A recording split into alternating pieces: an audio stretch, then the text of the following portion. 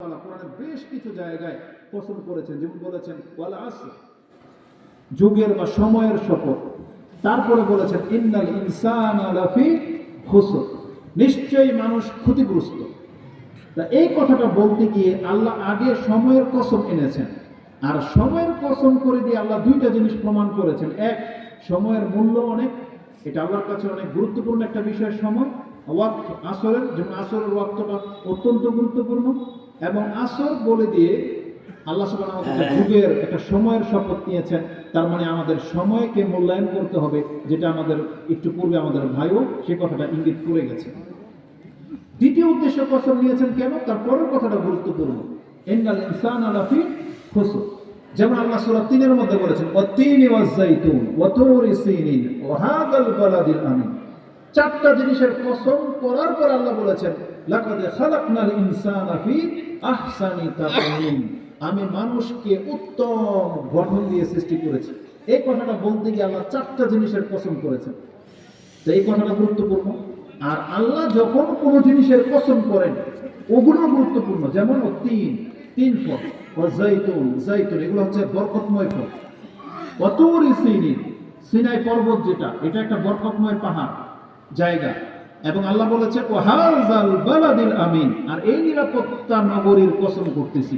তার মানে মক্কা আমাদের কাছে কতটা সম্মানিত, পুরো পৃথিবীর মাঝে মক্কা নগরী হচ্ছে আমাদের কাছে সবচেয়ে বেশি সম্মানিত। তো আল্লাহ যখন কোনো কিছু কসম করেন তার ওই জিনিসকে মূল্যায়ন করেন এবং তারপর কথাটাকে শক্তিশালীও করেন। তো আল্লাহ সুবহানাহু ওয়া তাআলা আমাদের বডির কোনো অঙ্গ প্রত্যঙ্গ নিয়ে কসম করেন নাই, কেবলমাত্র একটা জিনিসের কসম করেছেন, সেটা হচ্ছে নাফস, অন্তর। আল্লাহ সুবহানাহু ওয়া তাআলা বলেছেন ওয়া নাফসি ওয়া মা সাওয়াহা, শপথ এই অন্তরের, এই নাফসের, এবং যিনি এটাকে বানিয়েছেন। তার মানে আল্লাহ নিজেই নিজের কসম করেছেন, নিজে নিজের শপথ নিয়েছেন। তা আল্লাহ সুবহানাহু ওয়া তাআলা আমাদেরকে দেখাতে চেয়েছেন যে বান্দা, তোমার দেহের মধ্যে যতগুলো অঙ্গ প্রত্যঙ্গ আছে তার মধ্যে তোমার নাফস, তোমার অন্তর খুব সেনসিটিভ একটা জিনিস। এটা তোমার ব্রেনের মতো না, এটা তোমার চোখের মতো না, এটা তোমার হাত, কান, নাক, কিডনির মতো না। এই অন্তরটা একটা বিস্ময়কর সৃষ্টি। একটু পরে সেই কথাটা আসতো, আপনার বোঝার জন্য আমি বলে দিই কোন সেন্সে অন্তর আপনার চোখ, ব্রেন, কিডনির মতো না।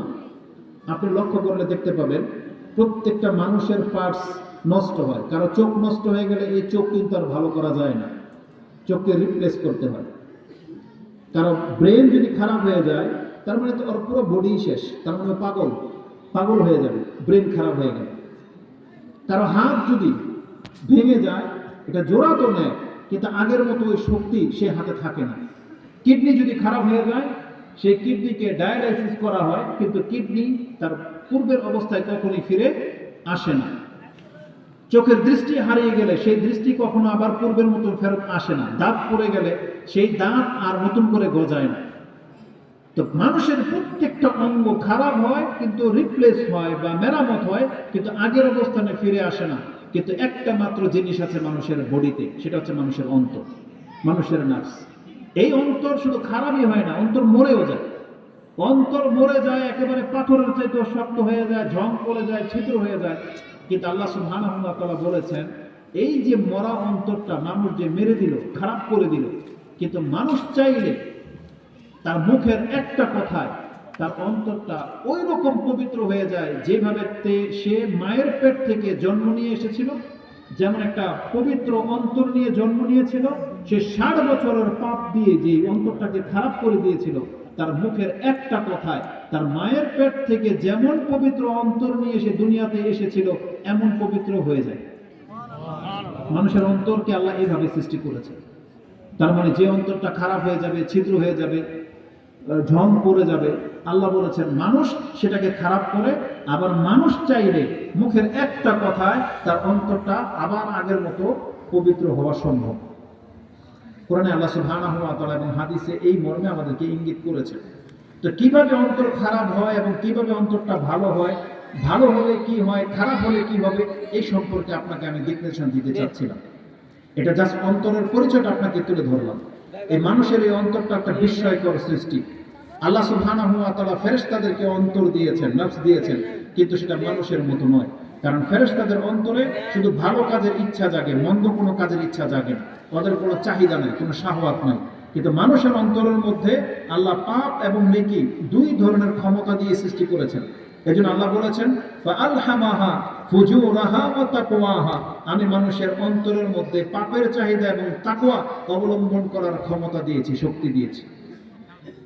তাকওয়া পূর্ণ রাখতে চান, তার অন্তরকে যদি খারাপই থেকে, কিন্তু মানুষ আজকে সেই অন্তরটাকে একটা পবিত্র, একটা পিওর অন্তরটাকে মানুষ আজকে কর্ম দ্বারা খারাপ করে দিচ্ছে। মানুষ আল্লাহ সুবহানাহু ওয়া তাআলার স্মরণ থেকে নিজের অন্তরকে গাফিল করে দিয়েছে।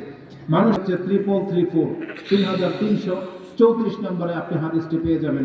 আবু হুরায়রা তার বর্ণনা করেন, রাসূলুল্লাহ সাল্লাল্লাহু আলাইহি ওয়াসাল্লাম বলেছেন, ইন্নাল আবদা ইযা আখতা নুকিতাত ফি কলবিহি নুকতাতুন সাওদা ফাইযা হুয়া নাযা ওয়াস্তাগফারা ওয়া তাবা সুকিলা কলবাহু ওয়া ইন আদা জিদা ফি হাত্তা আলাইহি রান কামা যাকার আল্লাহ সুবহানাহু ওয়া তাআলা ফি কিতাবিহি কাল্লা বাল রানা আলা কুলুবিহিম মা কানু ইয়াকসিবুন। বরং এটা হচ্ছে অন্তরের উপরে প্রলেপ পড়ে যাওয়া, এটা তাদের কর্মের প্রতিফলের কারণে হয়, যেটা আল্লাহ সুবহানাহু ওয়া তাআলা সূরা মুতাফফিফিন সেই সূরার মধ্যে আপনি এটা 10 নম্বরের পরে গেলে পেয়ে যাবেন। আল্লাহ বলেছেন কাল্লা বাল রানা আলা কুলুবিহিম মা কানু ইয়াকসিবুন। মানুষ তার কর্মের কারণে তার অন্তরের উপরে প্রলেপ পড়ে যায়, তখন সে হক আর বাতিল চিনতে পারে না। এটা হচ্ছে মানুষের অন্তর খারাপ হয়ে গেলে এটা সবচেয়ে কুপ্রভাব, যে সে হকটাকে হক মনে করে না, বাতিলটাকে সে বাতিল মনে করে না। ওই বাতিলটাই তার কাছে হক মনে হয়, আর হকটা তার কাছে নাজাস মনে হয়। এটা অন্তর খারাপ বলে যায়।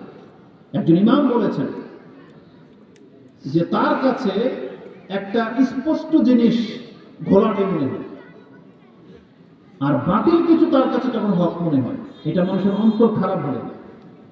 মানুষের এই অন্তর ঝং করে যায়, এটা তার প্রমাণ যে ইন্নাল আবদা ইযা আখতা নুকিতাত ফি কলবিহি নুকতাতুন সাওদা। তার মানে যখন কোনো ব্যক্তি পাপ করে, ভুল করে, তখন তার অন্তরের উপরে এমন একটা কালো দাগ পড়ে। এবং রাসূল বলেছেন ওয়াইন আদা, যদি আবার পাপের দিকে ফিরে আসে, জিদা ফি, তার অন্তর এইভাবে খারাপ হতেই থাকে, এক পর্যায়ে সেটা পুরো ঝং করে যায়। যেমন একটা লোহাকে আপনি যদি শূন্য কোনো স্থানে ছেড়ে রাখেন, এটার ব্যবহার যদি না হয়, এটাকে পলিশ না করা হয়, দেখবেন এটা আস্তে আস্তে জং পড়ে গেছে। হাতটাকে স্টেনলেস স্টিল যেটা আপনার ঘরে এসএস হিসেবে আপনি চিনেন, এটা পর্যন্ত ঝং পড়ে যায় যদি সেটাকে পলিশ না করা হয়। আমাদের অন্তর তার থেকেও মারাত্মক, অন্তরের উপরে ঝং পড়ে যায়। আজকে আমরা আমাদের অন্তরটাকে আল্লাহর জিকির শূন্য করে রেখেছি, তো এই জন্য আমরা ওই হক আর বাতিলের উপরে তফাৎ করতে পারি না। কোনটা আমাদের নাজাতের পথ, কোনটা আমাদের ধ্বংসের পথ, সেটা আমরা এই হিতাহিত জ্ঞান হারিয়ে ফেলেছি। সেটা আমাদের অন্তর খারাপ হওয়ার কারণে। উমর বিন বাশিরের প্রসিদ্ধ হাদিস উল্লেখ করেছেন, বুখারীতে এটা আপনি ঈমানের অধ্যায়ে পেয়ে যাবেন 52 নম্বর হাদিস, এবং মুসলিমে হাদিসটি পানি সেচের অধ্যায়ে রয়েছে, মাসাকা 32 বা 34 নম্বর অধ্যায়ে গিয়ে পেয়ে যাবেন। রাসূল বলেছেন যে আলা ওয়া ইন্না ফিল জাসাদি মুদগা ইযা সালুহাত সালুহাত ইযা সালুহাত সালুহাল জাসাদু কুল্লু ওয়া ইযা ফাসাদাত ফাসাদাল জাসাদু কুল্লু আলা ওয়া হিয়াল কলব। রাসূল বলেছেন মানুষের প্রত্যেকের দেহে একটা গোশতের টুকরা আছে, এটা যদি ভালো থাকে তার অঙ্গ প্রত্যঙ্গ সবগুলো ভালো কাজ করে। এটা যদি খারাপ হয়ে যায় তাহলে তার মাথা থেকে পা পর্যন্ত তার বডি দিয়ে সব পাপ কাজ হয়। সেটা কি? আলা ওয়া হিয়াল কলব। আর এটা হচ্ছে মানুষের অন্তর। তো মানুষের অন্তর যদি ভালো থাকে তাহলে তারা ভালো কাজ হবে। মানুষের অন্তর যদি খারাপ হয়ে যায় তাহলে এটা মানুষকে খারাপ কাজেই সবচেয়ে বেশি প্রয়োগ করবে। এখন আমরা এই কর্ম দিয়ে বুঝতে পারবো আমাদের মধ্যে কার অন্তর কতটা ভালো আছে, কার অন্তর কতটা খারাপ আছে। আজকে যারা 5 ওয়াক্ত সালাত আদায় করেন, আপনাকে বুঝতে হবে আপনার অন্তরটা ভালো আছে। যেই ব্যক্তিকে হারামগুলোকে হারাম মনে হয়, আপনি বুঝতে হবে আপনার অন্তর ভালো আছে। যেই ব্যক্তি দুর্গন্ধ জিনিসকে খাওয়াটাকে ঘৃণা মনে হয়, সেই ব্যক্তি ধরে নেন যে আপনার অন্তর ভালো আছে। কিন্তু যারা 5 ওয়াক্ত নামাজ ছেড়ে দিয়েছেন, জেনাটাকে আপনার কাছে হালাল মনে হচ্ছে, মহিলাদের সাথে রং তামসা বা একই বাইক দিয়ে আপনি গার্লফ্রেন্ডকে নিয়ে ঘুরবেন, এটাকে আপনার কাছে রোমান্স মনে হয়, তাহলে বুঝতে হবে যে আপনার অন্তর খারাপ হয়ে গেছে। নেশাদার বস্তু যেগুলো, জর্দা, সিগারেট, তামাক, গুল, এগুলো যদি আপনার কাছে লোভনীয় মনে হয়, আপনি জেনে নেন আপনার রুচির সাথে আপনার অন্তর ধ্বংস হয়ে গেছে, যার ফলে আপনি নোংরা জিনিসগুলো নিজের মুখে আপনি উঠান। একটা সভ্য লোক কোনোদিন আপনার পাশে বসে কথা বলার ক্ষমতা রাখে না। যতগুলো সিগারেট, বিড়ি খোর আছেন, জর্দাপুর আছেন, তাদের সাথে আমাদের সাথে কথা বলে আপনি যতটা মজা পাবেন, আপনি তার সামনে কথা বলে দেখেন তো দেখি। তার মুখ খুললে আপনার অবস্থা খারাপ হয়ে যাবে, আপনার মুখ তার দিকে ফেরাতে পারবেন না আপনি। এটা যদি মানুষের ফিতরত হয়, তাহলে আল্লাহ সুবহানাহু ওয়া তাআলার সামনে গিয়ে এই লোকগুলো কিভাবে কথা বলবে?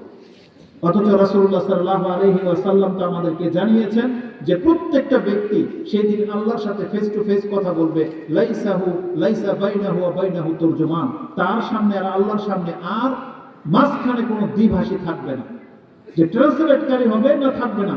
আল্লাহ ওই ব্যক্তির ভাষায় কথা বলবে, যেই ভাষা এই ব্যক্তি বুঝতে পারবে।